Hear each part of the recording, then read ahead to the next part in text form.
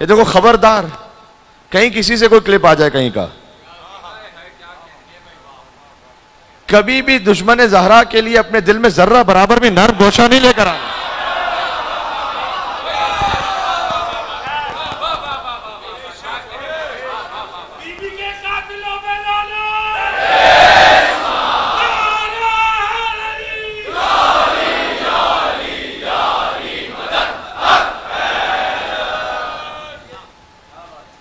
रूह कांप जाती है इंसान की। कभी सोचा भी नहीं था कि वो वक्त भी आएगा कि जब मजलिस इमाम हुसैन अलैहिस्सलाम में अहले बैत के मेंबर से फजीलत उसकी बयान होगी। कुछ हो सकता था, ये वक्त आ गया। इस खातिर है कि अपने बच्चों को सिखलाओ विलायत अली इब्न अबी तालिब। और हदीस में आया है कि अमाल कबूल नहीं है जब तक विलायत ना हो, और विलायत कबूल नहीं है जब तक बरात ना हो।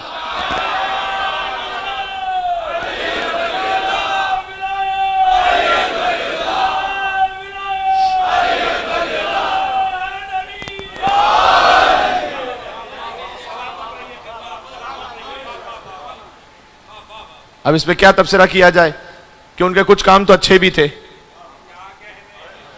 तो शैतान के भी कुछ काम अच्छे थे।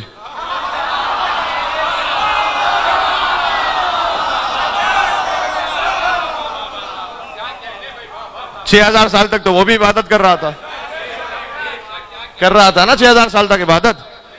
तो अब सामने से कोई पलट कर ये कहे कि मियां 6,000 साल तक उसने इबादत की है, आप एक ही सजदे के पीछे पड़े हुए हैं।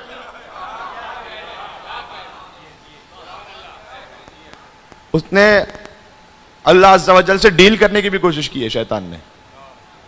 डील की बातें आजकल बहुत होती है ना जी, तो वो डील करवा दी जाए किसी तरीके से।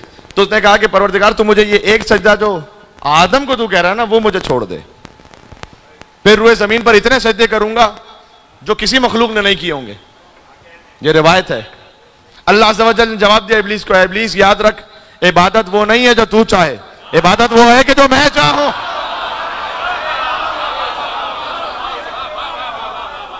मुझे ये सारे सजदे नहीं चाहिए, मुझे वो एक आदम के सामने सजदा चाहिए। ये जो लोग कहते हैं ना कि मौलाना ये विलायत क्यों पढ़ी जाती है बार बार, अरे जो विलायत के जरिए से तौहीद तक पहुंचता है उसकी तौहीद कुछ और है जो बगैर विलायत के पहुंचता है। सब मुसलमान फिरकों से अदब एहतराम के साथ मैं 10 बस्ता कह रहा हूं, यानी मैं किसी पे तनकीद करते हुए बात नहीं कर रहा जब जो जुमला कहने लगा हूं, लेकिन मैं एक हकीकत को, एक रियलिटी को बयान कर रहा हूं कि सही अल बुखारी की तौहीद कहां और नहजुल बलागा की तौहीद कहां।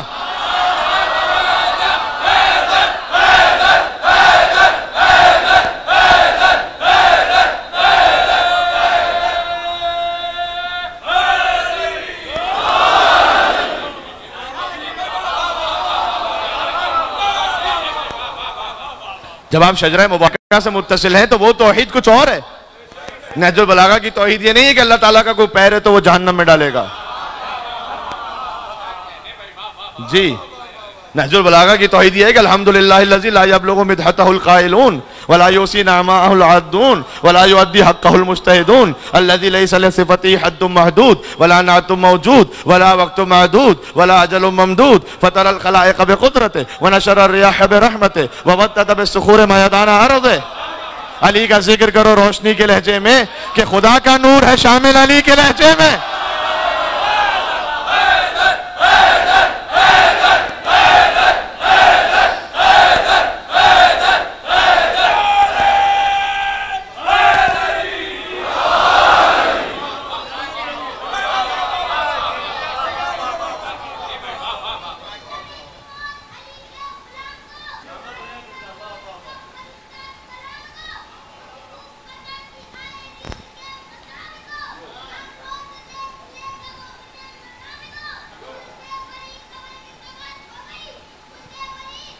बेटा ओके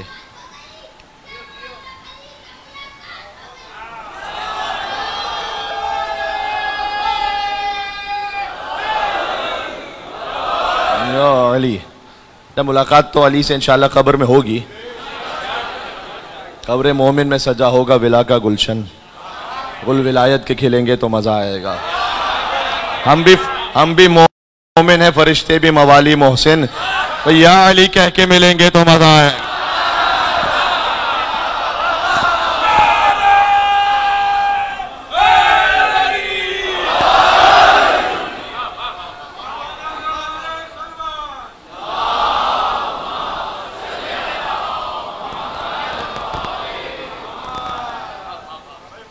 अब जुमला याद रखिएगा, अगर आप खलीफतुल्लाह के बगैर अल्लाह तक जा रहे हैं तो वो तौहीद इबलीसी तौहीद है।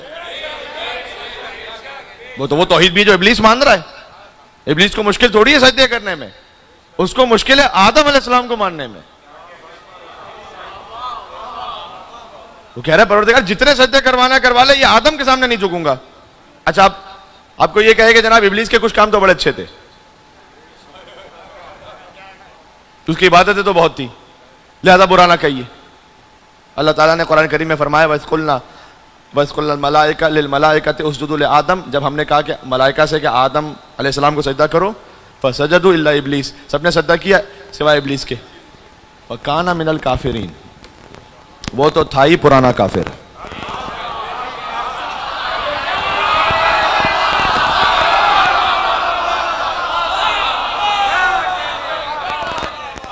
कुरान है, कुरान काना मिनल काफिरीन। काना का जो लफ्ज इस्तेमाल होता है अरबी में, वो एक पास्ट की कैफियत को बयान करने के लिए इस्तेमाल होता है। काना पास्ट टेंस से, काना था वो। अरे परवरदिगार मलाइका के साथ बैठकर इतनी इबादत कर रहा है तो कहां से था वो? था पुराना काफिर, खिलाफत के ऐलान पर एक्सपोज हुआ था।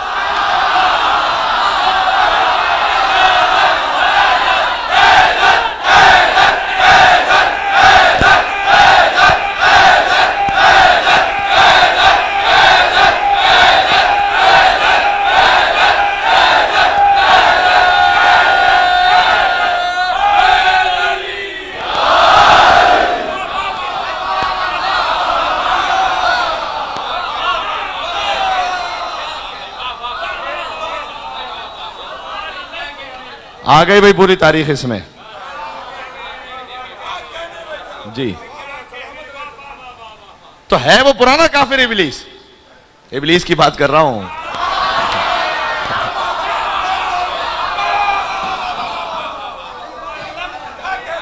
पुराना काफिर है, लेकिन जब आदम अलैहिस्सलाम की खिलाफत का ऐलान है तब कुफ्र एक्सपोज हो रहा है।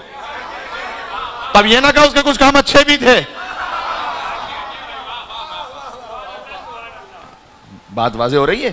तो आप जो हक है, जो है बात, उसको बयान कीजिए और जो उसको उस कॉन्टेक्स्ट में लीजिए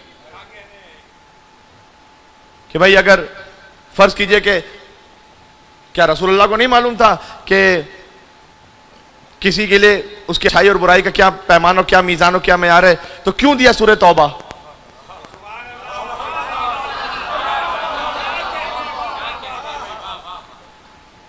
अगर शुरू से अली को दे देते ना तो अली का अहल होना तो साबित होता, किसी और का ना अहल होना साबित ना होता।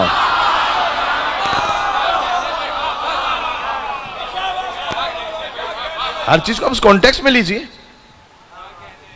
फिर जो रिवायत भी नकल की गई है वो किताब अल फुतूह में है और मक्तल खारज़मी में भी रिवायत है जिनका ताल्लुक शिया थियोलॉजी से नहीं है। इब्न आसम जो रावी है, अल्लाह मजलिसी ने लिखा कि उसका ताल्लुक शिया थियोलॉजी से नहीं है। बाज़ ने यह भी लिखा, मैं अगर इंसाफ के साथ बात करूं तो बाज़ ने उसको शिया भी माना है उस रावी को। अलबत्ता यह कहा कि दास्तान परदाज है, अफसाना गो है, बात का एतबार नहीं है। बात जगह रिवायत मुरसल है, यानी सनद का कुछ पता नहीं है। एक तरफ वो रिवायत के जिसकी सनद का पता नहीं है, जिसके रावी के बारे में इतने शुकूक व शुबहात हैं, दूसरी तरफ से अगर इतना ही इमाम हुसैन अलैहिस्सलाम को फजीलत को बयान करना था तो बाद में फिर इमाम मोहम्मद बाकर और इमाम जाफर सादिक अलैहिस्सलाम ज़ियारत आशूरा क्यों सिखला रहे थे? ज़ियारत आशूरा क्यों सिखला रहे थे कि भाई ये पढ़ो ज़ियारत आशूरा? बल्कि मक्तल खारज़मी ही की रिवायत है, उसमें यह रिवायत भी मौजूद है, तो बयान कीजिए। फिर वो क्या रिवायत है कि अब अब्दुल्लाह हुसैन अलैहिस्सलाम, अगरचे के मक्तल की रिवायत है, आपका दिल मुनक़लिब होगा, लेकिन मैं इसे अपने मौजू के एतबार से पेश कर रहा हूँ कि इमाम हुसैन अलैहिस्सलाम जब शदीद खस्ता थे और उनमें हरकत की सकत नहीं रही थी तो एक शकी ने पत्थर मारा पेशानी अब अब्दुल्लाह हुसैन अलैहिस्सलाम पर। ये मक्तल खारज़मी की रिवायत है। तो इमाम हुसैन अलैहिस्सलाम ने अपने पैराहन को बुलंद किया ताकि उस खून को साफ करें। तो जैसे पैराहन बुलंद हुआ तो इमाम का कुछ सीने अथर वाज़े हुआ, तो एक शकी ने नेज़ा तीर मारा। अब अब्दुल्लाह हुसैन अलैहिस्सलाम वजरत दम कल मीज़ाब, ये भी बात जगहों पे लिखा हुआ है कि खून पर नाले की तरह इमाम हुसैन अलैहिस्सलाम के जिस्म अतर से बहना शुरू हुआ। ये वो तीर था जो इमाम ने पुष्ट से निकाला, सामने से नहीं निकाल पाए। इस तरह पैवस हो चुका था कि पुष्ट से इमाम ने तीर निकाला। उसके बाद इमाम ने कहा कि परवरदिगार तू गवाह है ना, मुझे उन लोगों ने कत्ल किया है। अच्छा, किताब में नाम नहीं है, किताब में भी इसी तरीके से है कि हमें यह भी कहा गया कि अपने ईमान को आपको महफूज भी रखना है और साथ में अमन अमान और नज़्म नस्क का भी ख्याल रहे। तो मैं फकत एक इमाम हुसैन अलैहिस्सलाम उस वक्त क्यों कह रहे हैं, क्यों ज़ियारत आशूरा में हमें सिखलाया गया कि लान अल्लाहु उम्मतन अस्ससत असासज़ ज़ुल्म वल जौर अलैकुम अहलल बैत, कि वो भी खुदा की रहमत से दूर है जिन्होंने बुनियाद रखी।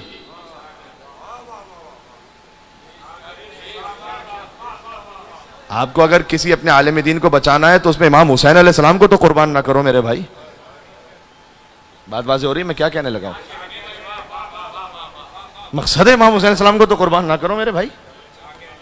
तो बस अज़ीज़ान गिरामी, मैं इसलिए फ़कत अर्ज करना चाहता हूं कि ये माँ बाप की अब जिम्मेदारी बढ़ गई है। आपने ये बतलाना है कि बेटा आपने किन को सुनना है किन को नहीं सुनना है, या आपने आप बहरहाल बतलाना है अपने बच्चों को। तो मौलाना साहब को इसकी अलामत तो बताएं, कोई पहचान तो बताएं, सादा सी पहचान बताऊं, क्योंकि हर एक तो सुनने वाला कोई बहुत बड़ा आलिम नहीं है कि वो समझ सके और दर्द कर सके। सादा सी पहचान, अगर किसी भी खतीब की तकरीर आपके दिल में तवल्ला का जोश और तबर्रा की गैरत न पैदा कर सके,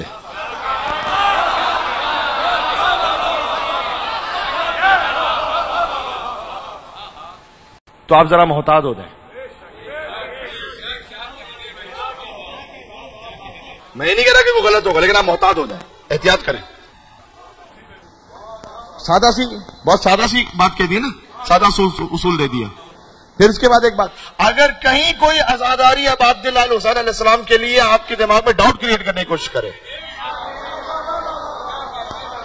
एहतियात करें, मोहतात हो जाए।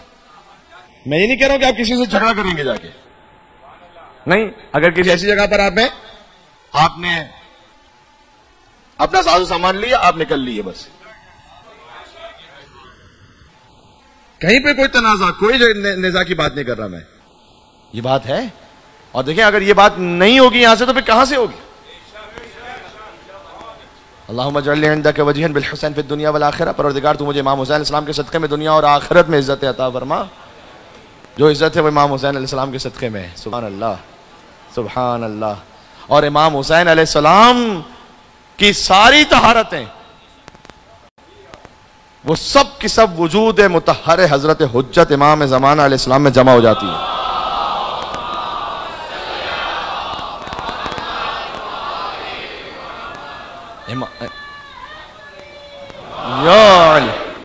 इमाम ज़माना अलैहिस्सलाम है हुसैन ज़मा, अपने ज़माने के हुसैन है, अपने ज़माने के अली हैं।